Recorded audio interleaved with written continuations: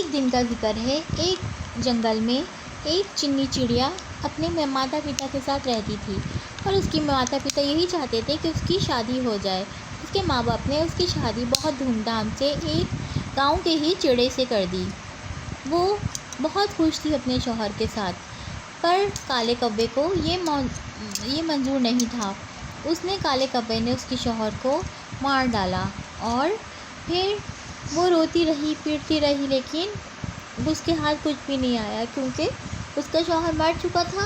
اور پھر اس کے بعد اس نے یہی سوچا کہ کہیں کالا کوا مجھے بھی اور میرے بچوں کو بھی نہ مار ڈالے، مجھے یہ جنگل چھوڑنا ہی ہوگا۔ وہ دن رات یہی سوچتی رہتی اور اپنے بچوں کی جان بچاتی رہتی۔ وہ بیچاری کر بھی کیا سکتی تھی، اکیلی تھی، بے بس تھی، اور کالا کوا اس کو اور اس کے ماں باپ کو سب کو مار چکا تھا۔ اب اس کی تلاش میں جگہ جگہ گھوم رہا تھا۔ پھر ایک دن رات کو وہ اپنے بچوں کو لے کر اور اپنا سامان لے کر جنگل چھوڑنے پہ مجبور ہو گئی، اور جنگل چھوڑ کے دوسرے جنگل کی طرف جانے لگی۔ پر راستے میں کالے کوے نے اس کو دیکھ لیا اور اس کا پیچھا کیا، پر وہ کامیاب ہو گئی۔ اس کے ساتھ اس کی کوئی نیکی تھی، ماں باپ کی دعائیں تھیں کہ وہ کامیاب ہو کے دوسرے جنگل آ گئی۔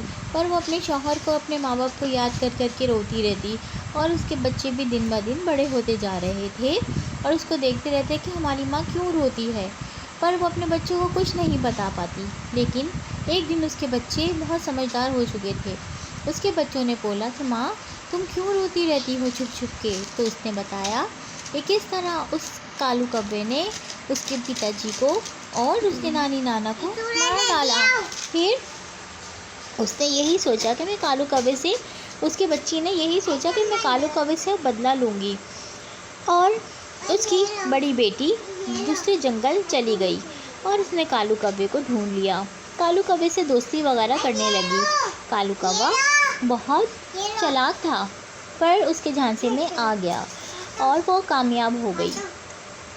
پھر کالو کوا اس کو بہت اچھا دوست سمجھنے لگا، اور اس کے ساتھ کھانا کھاتا، اس کے ساتھ باتیں کرتا، ہر چیز شیئر کرتا، لیکن وہ ظاہر ہونے نہیں دیتی کہ میں کون ہوں اور میں کس لیے تم سے دوستی کر رہی ہوں۔ اس کو تو بس یہی تھا کہ میں اپنے باپ کا انتقام لے کے ہی رہوں گی۔ پھر ایک دن اس نے کالو کبے کو کھانے میں زہر ڈال کے کالو کبے کو بے ہوش کر دیا، اور کالو کوا بولا تم کون ہو، تم نے میرے ساتھ ایسا کیوں کیا؟ تو اس نے بولا کہ اس نے اس کو ایک درخت سے رسی میں باندھ کے لٹکا دیا۔ تو اس چنی چڑیا کی بیٹی نے یہی بولا کہ پہچانو مجھے، میں اسی چنی چڑیا کی بیٹی ہوں جس کے شوہر کو تم نے مار ڈالا، اور اس کے ماتا پتا کو بھی، اور اس کو جنگل سے نکال کے بے گھر کر دیا۔ آج میرا انتقام پورا ہوا۔